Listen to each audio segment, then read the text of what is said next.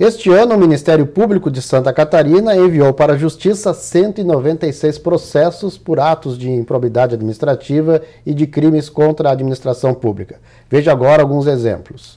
A contratação de servidores temporários no lugar de concursados, a criação de cargos comissionados sem especificar as funções, a venda de votos em uma Câmara Municipal, o uso de veículos da Prefeitura em obra particular, a falsificação e subtração de documentos públicos, fraudes em licitações e uso indevido de diárias por vereadores. Bom, 196, um número bastante elevado. A gente viu alguns exemplos só desses atos. Isso significa que a improbidade administrativa é mais rotineira do que a gente pode perceber pelas manchetes de jornal? Percebe-se que sim, porque esse número de ações, ele corresponde a apenas uma parte daquilo que está em apuração no âmbito das promotorias de justiça. De uma forma geral, aquilo que está pronto para uma ação é aquilo que já se tem uma prova, do qual já se tem uma prova adequada para que possa se imputar um ato de improbidade administrativa. Há outros fatos que são apurados. Então, de certa forma, é bastante comum.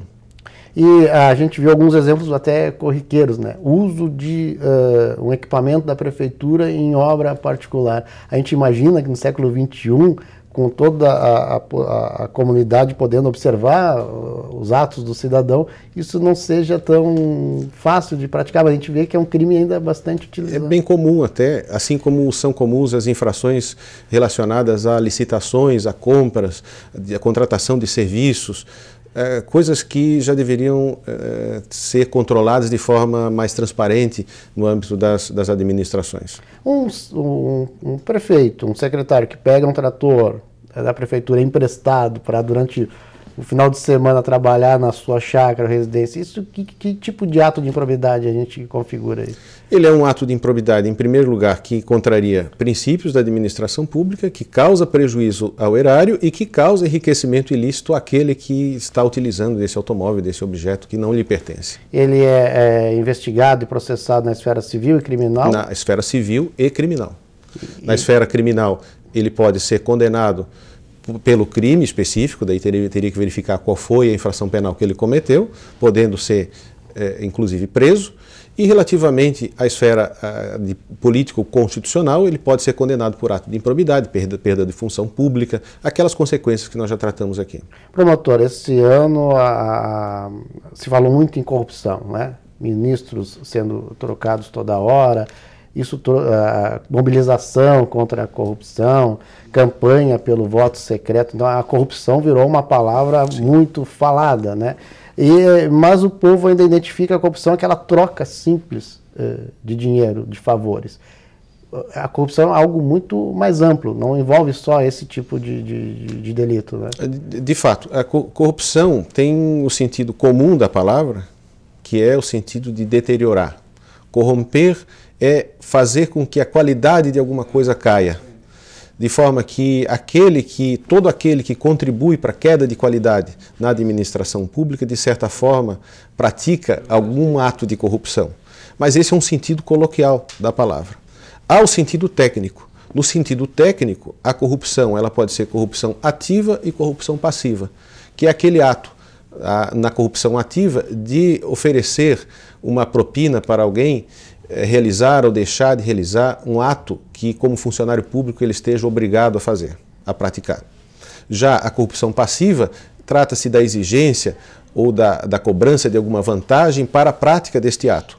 Tanto num caso quanto no outro, pode ser essa pessoa punida com até 12 anos de reclusão e multa. Outro questionamento que se ouve muito assim, nas ruas, que a gente percebe, é assim, se mostra o agente público que cometeu um ato de corrupção, de improbidade, mas a gente não ouve muito falar da punição àquele que o corrompeu, né? Há alguma distorção nesse sentido de percepção da corrupção? Será que o brasileiro ainda vê com maus olhos aquele que aceita a corrupção, mas aceita como um jeitinho brasileiro aquele que procura corromper a autoridade? Para o Código Penal não há diferença nenhuma. A pena é, como eu já disse, de reclusão de 2 a 12 anos para os dois casos, tanto para aquele que corrompe quanto para aquele que é corrompido.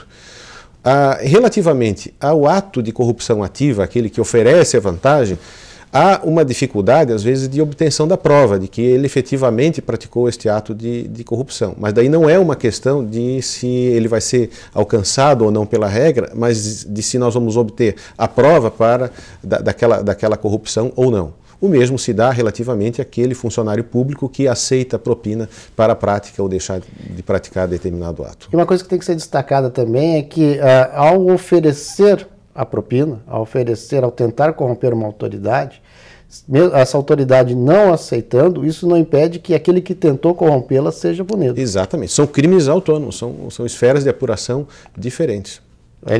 E como ele pode configurar, por exemplo, um servidor público que presencia uma situação dessa, mas não tem como materializar essa coisa. Ele foi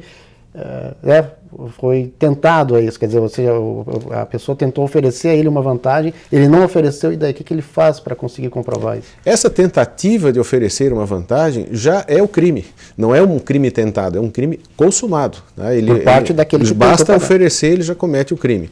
A questão, voltamos à questão da prova, de como se prova isso.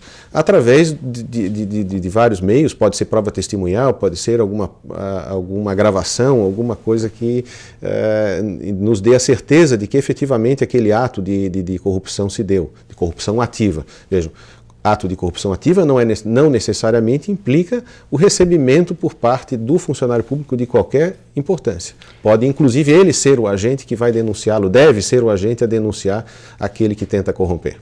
Bom, nós estamos terminando já o programa, mas o senhor teria, em 30 segundos, uma mensagem para passar para o cidadão que se preocupa com a questão e quer procurar o Ministério Público para tentar ajudá-lo a evitar esse tipo de problema na sociedade? Bom, Ângelo, é dever de todo cidadão, seja ele ocupante de um cargo público, de uma função pública, seja ele um empregado de uma empresa privada, é o dever de cidadão participar desta vida da sociedade, não tolerando, sendo intolerante relativamente aos atos de corrupção. Agora eu falo no sentido coloquial, no sentido extenso dessa expressão. Ele tem certas obrigações de cidadania, é dever dele participar disso. E relativamente, por exemplo, ao ficha limpa, é necessário também que ele tenha a noção de que, além das expectativas que se tem relativamente ao Ministério Público, ele cumpra o seu papel, né? Que ele olhe, que ele pesquise acertadamente, antes das eleições, a vida política daqueles que estão se candidatando aos cargos públicos. O ficha limpa depende muito do cidadão. Ok. Muito obrigado, então, por sua participação no programa Alcance, que termina aqui. Chega ao fim, então, mais uma edição do programa, que discutiu hoje a moralidade administrativa. Você pode acompanhar as notícias do Ministério Público de Santa Catarina acessando o nosso portal www.mp.sc.gov.br. Siga também a atuação do MP no Twitter, MPSC Notícias, e saiba mais sobre a atuação do Ministério Público no nosso canal no YouTube, Ministério Público SC. Muito obrigado e até a próxima.